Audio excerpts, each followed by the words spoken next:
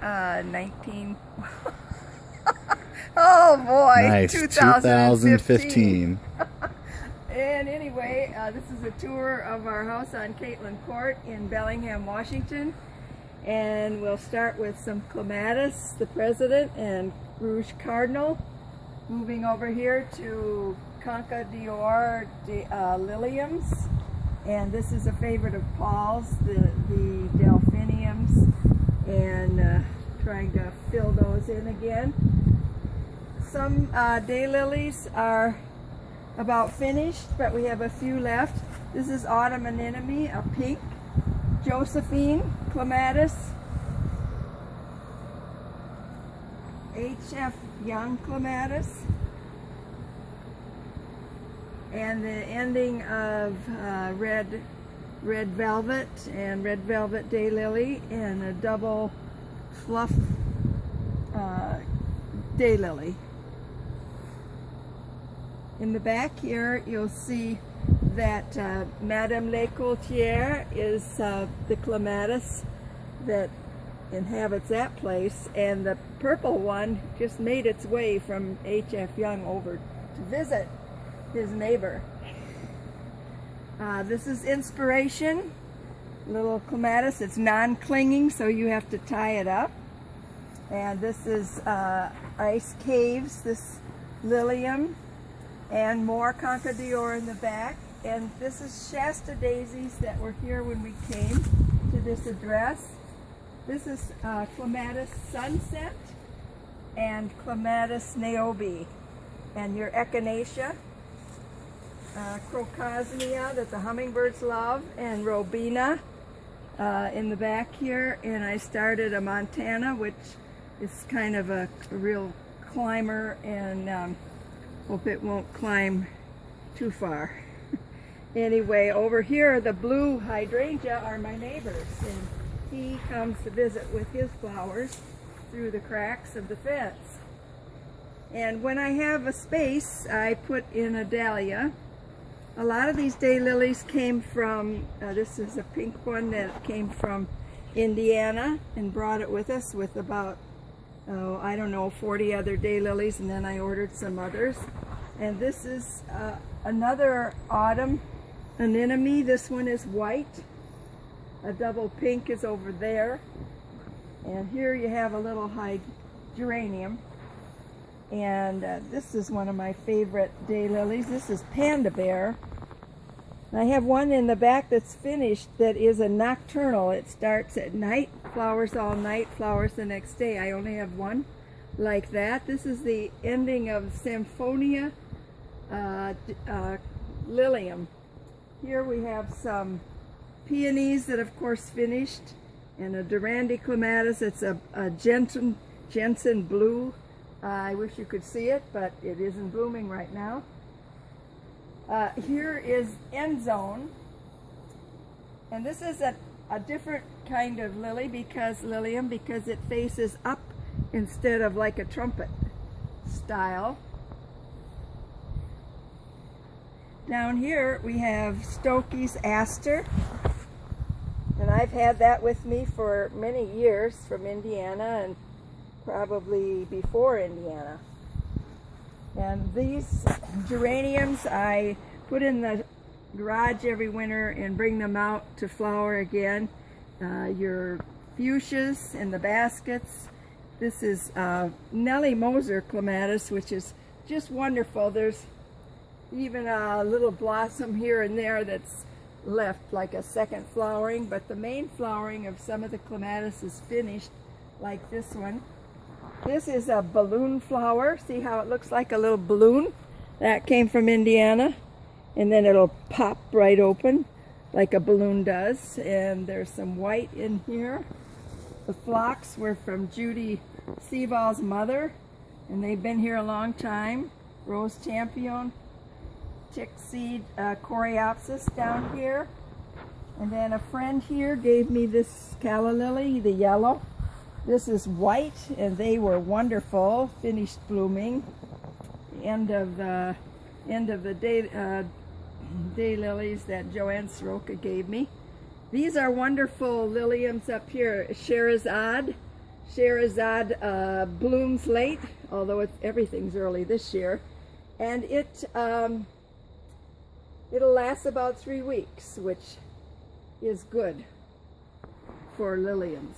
Here we have pink bee balm, another one that came with us. This is betony, a type of a nettle, and the hummingbirds love this. They love the bee balm. There's Bill the lion, the clematis climbing up and around there on the fence, and it's second blooming. I cut off part of it, and the second one grew back and it's blooming now. This is pizzazz, and that is Silk Road, and turtlehead, some things that aren't in bloom yet, and the daylilies have finished. We just are right here in some Siberian type irises that were wonderful, and they are a deep purpley blue. This is Anastasia. Wonderful fragrance, wonderful fragrance. One of my favorite lilies. That I grew from seed back there. That's Rose Champion. The difference of that is it's pinky white, and usually you just see it in the fuchsia. Now the containers, I usually do about 20 containers each season. This is lobelia and some more of that iris, pansies, petunias, mum type plants, geraniums. The kids eat all these off, especially Ben. He comes out here every day to pull those off and eat them. This I got actually, Dan, at your house at that market near the Windmill Nursery. That's Laetris or gay feather. There's bellflowers. This grape over here, up here, if you can see it, is this one is Himrod. It's a green table grape. This one over here is Van Buren from a friend, a cutting that I got from a friend. That's like a Concord grape that you could make grape juice out of.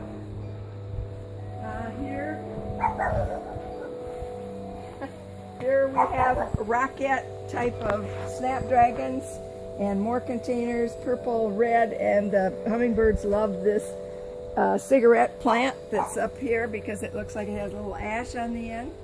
Jenny gave me this hydrangea when it was just in a little pot with a couple blooms, and a few years later it looks like this.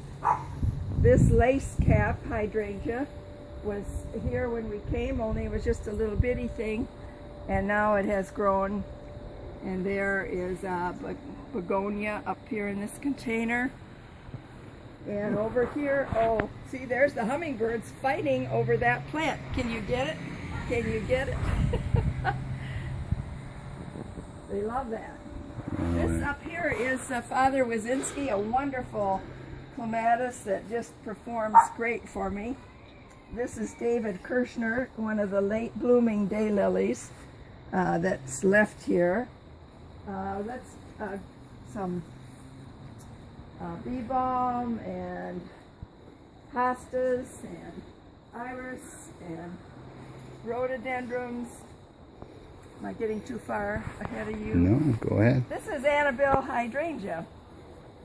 And all of this side of the house is shade plants. This is interesting. It's a jack-in-the-pulpit from Bhutan, and it has an unusual shape of the leaf.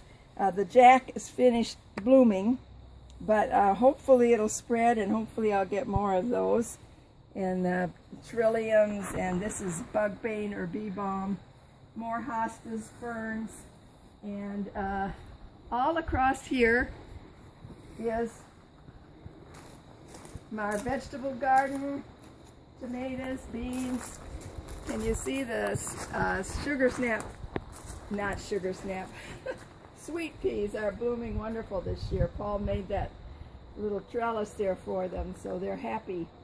And the peas are finished, and these are the cucumbers on these stands. Back there's lettuce, zucchini, beets, and so forth. And there's my neighbor's Montana clematis, about 35 feet long. And she's sharing that with all of us. Can you run out here to the front of the house?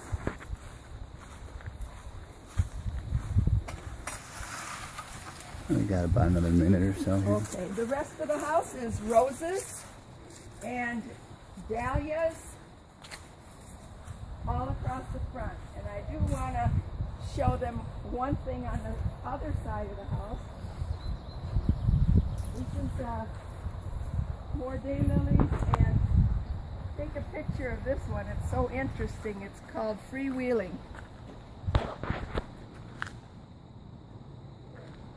There's our new tree in a container. And this is lace leaf elderberry back here. And we'll finish up with this honeysuckle that's climbing all over it.